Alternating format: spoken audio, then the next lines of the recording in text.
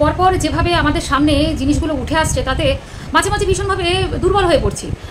আবার মাঝে মাঝে কিছু কিছু ভালো খবর যেগুলোতে আমাদের একটু ভালো লাগছে, স্বস্তি লাগছে। তো আজকে যে কথাগুলো বলবো, আপনারা আমাকে অনেক মানে বিগত দিনের ভিডিওতে বলেছেন যে দিদি উনি যে কথাগুলো বলেছেন, যিনি ডক্টর কথাগুলো বলেছেন, তিনি কেন সিবিআইকে সমস্ত তথ্য দিচ্ছেন না। তো আমি সবাইকে পরিষ্কার করি যে ইনি যে মঞ্চ থেকে লাইভ টেলিকাস্ট করেছিলেন সেখান থেকে আমি জানি না কোথাও গেছে বা গেছে কিনা, আমার ভিডিও থ্রুতে যাবে বা যাবে কিনা সেটা তারাই বুঝবেন। তো উনি আমি কথা বলতে আসিনি, কিন্তু আমি আজকে এই কথাটা আমি কেন বলছি, কারণ আমার সামনে নিশ্চয়ই যারা পেপার পড়েন তারা ইতিমধ্যে দেখে নিয়েছেন যে বর্তমান পেপার, আমি নামটা নিয়ে নিচ্ছি কেননা আপনারা অনেকেই আমাকে আরেকটা কথা আমি সবাইকে ক্লিয়ার করতে চাই যে মানে সবাইকে প্রথমেই বলি যে স্বাগত আমার চ্যানেলে। সবাই আশা করছি ভালো আছেন, আমিও ডামাডোলের মাঝখানে চলে যাচ্ছে আমার। তো আজকের প্রসঙ্গটা হচ্ছে অনেকেই যেটা বলতে চান যে বলেন আর কি যে অভয়া বা অভয়ের বাবা মায়ের ভিডিও পাবলিশ করাটা ভীষণ আইনত অপরাধ। আমি জানি অপরাধ, কিন্তু আমার দ্বারাই হয়ে গেছে 2-1 বার, কিন্তু সেটাকে আমি পরে আবার ঠিক করেছি প্রথমত। আর দ্বিতীয়ত হচ্ছে জানেন তো এই সোশ্যাল মিডিয়াতে সবাই না, অধিকাংশ যারা যারা বড় বড় ক্রিয়েটর মানুষ তারাও দেখছি এই ভুলগুলো করে বসছে। তাই দয়া করে প্লিজ আমাদের মতো ক্ষুদ্র মানুষকে এইভাবে বারবার ছোট করবেন না। ছোটোর থেকে বড় কথা কি বলুন তো, কথাগুলো বললে আমাদের কষ্ট হয় বা আমরা একটু হলেও আমাদের মনটা ভেঙে যায়। তাই আপনারা যদি এইভাবে একটু বড় বড় ক্রিয়েটারদের বলেন তা সেখানে গিয়ে যে তারাও একটু অন্যায় করছে, আমার মনে হয় তারা যদি বন্ধ করে তাদের থেকে তো আমরা নিই, তো সেখান থেকে তো আমার মনে একটু সুবিধা হয়। যে যাই হোক, আমি বেশি কথা বলবো না। আজকে যে কথাটা বলতে এসেছি সবাইকে বলবো শেষ অবধি কিন্তু শুনবে কথাটা। যারা পেপার দেখেছেন তারা শুনলে শুনবেন, না শুনলে না শুনবেন, কিন্তু যারা দেখেননি তারা একটা মারাত্মক খবর একটু শুনে যান। শেষ অবধি থাকার জন্য রিকোয়েস্ট করবো। বর্তমান পেপারে যেটা দিয়েছে মন খারাপের একটা চিহ্ন, যেখান থেকে দেখে সত্যি কথা বলতে আপনাদের আমি শোনাচ্ছি অনেক কথা যেটা আপনাদের হয়তো ভালো লাগবে না। আজকের পেপারটা আজকে 8ই সেপ্টেম্বর, সেখানে পেপারে দেওয়া হয়েছে যে রাজনীতির ইন্ধন বিচার অধরাই। তার মানে বিচার ব্যবস্থা যেটা বিচার হওয়ার কথা ছিল সেটা অধরাই থেকে যাচ্ছে। যেখান থেকে দাঁড়িয়ে যে লেখা হয়েছে যে সঞ্জয়ের দেহে আঘাত কোথায় কোথায়, বুঝতে পারছেন? যেখান থেকে এতদিন ধরে যেটা আমাদের সামনে আসছিল যে আমাদের অভয়ার শরীরে কোথায় কোথায় ক্ষত ছিল, কোথায় কোথায় তাকে তার সাথে কী কী করা হয়েছে, কেমনভাবে সে পড়েছিল, সমস্ত কিছু ডিটেলস ছিল। এখন যেটা হয়েছে যে এখন সঞ্জয়ের দেহে কোথায় কোথায় ক্ষত ছিল সেটা নিয়ে এখন ফরেন্সিক রিপোর্ট আমাদের সামনে সবাইকে দিয়ে দিয়েছে।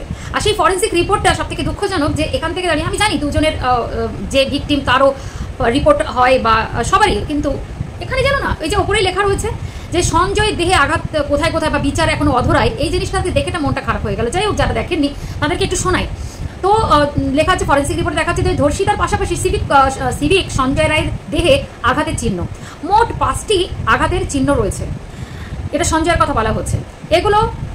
এগুলির মধ্যে হচ্ছে এক নম্বর হচ্ছে এগুলি নখের আঁচড়ের ফলে তৈরি ক্ষত। ঠিক আছে, মানে তার শরীরে নখের আঁচড়ের ক্ষত পাওয়া গেছে।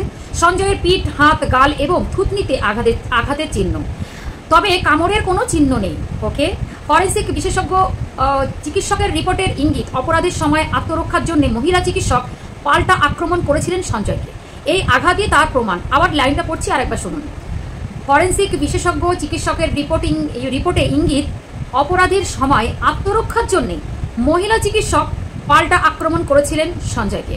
এই আঘাত তারই প্রমাণ। গ্রেপ্তারের পর SSKM এ সঞ্জয়ের শারীরিক পরীক্ষা করার সময় কলকাতা পুলিশের শিট। এই রিপোর্টে তারই ফসল। ওকে, সেমিনার রুম থেকে সঞ্জয়ের ভয়ে পেয়ে দৌড়িয়ে পালানোর যে তথ্য আদালতে খাড়া করা হয়েছিল তাতে প্রশ্ন তুলে দিল এবার এই রিপোর্ট। উল্লেখ্য, শুক্রবার আদালতে এই দাবি করেন ধৃতের আইনজীবী। বুঝতে পারছেন, ধৃতের আইনজীবী এটা বলেছেন যে সেমিনার রুম থেকে সঞ্জয়ের কাছ থেকে ভয় পেয়ে দৌড়ানোর সময় পালানোর চেষ্টা করে এই হচ্ছে আমাদের মানে অভয়া।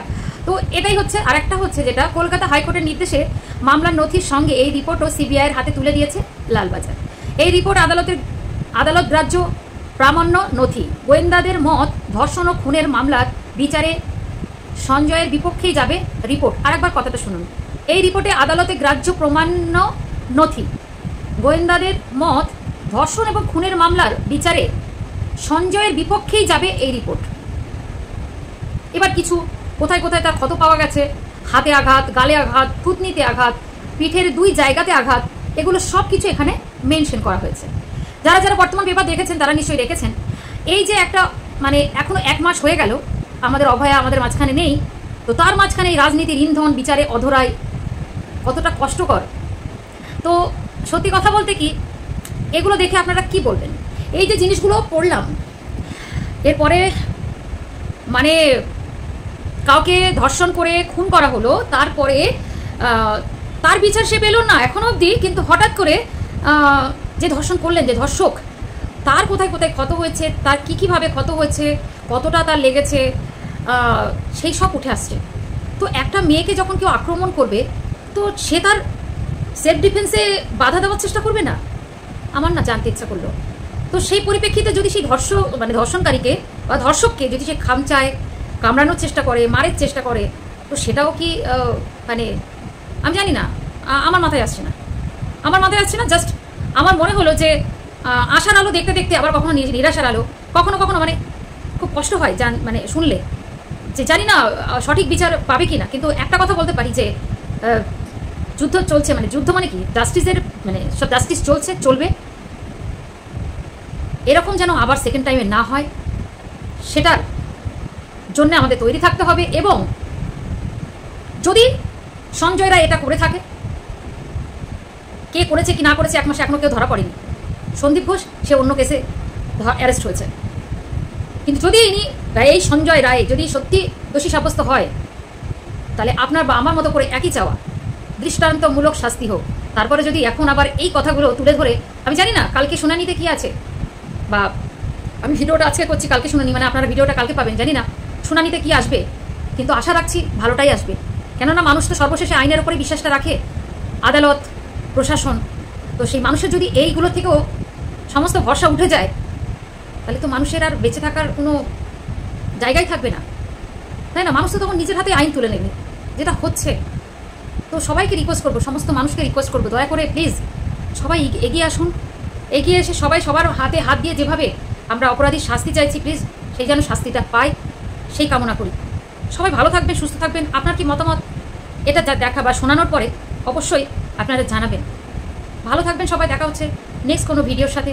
দয়া করে সবার শেষে আরেকটা কথা বলে যায়, দয়া করে রাজনীতির রং মেশাবেন না, কোনো রঙে মানুষকে মিশিয়ে তাকে বিভ্রান্ত করবেন না।